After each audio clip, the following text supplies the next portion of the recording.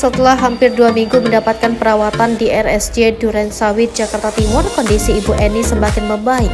Tiko, anak Ibu Eni, bahkan menyebut sang ibunda sudah mulai bisa diajak berkomunikasi karena sudah mulai tenang. Tiko juga merasakan perubahan yang baik kepada Ibu Eni setelah mendapatkan perawatan dari rumah sakit. Meski sudah membaik, Tiko belum bisa mengajak Ibu Eni pulang ke rumah mewahnya. Hingga kini, Tiko masih menunggu kabar dari pihak rumah sakit terkait kepulangan sang ibunda. Sementara itu, Tiko mengaku dirinya sudah mengetahui soal kabar ayahnya Herman Muji Susanto yang telah meninggal dunia.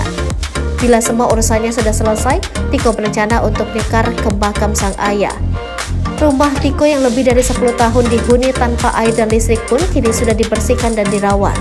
Rumah mewah yang terbengkalai itu kini sudah dicat ulang, dipasang pompa air hingga kembali dialiri listrik.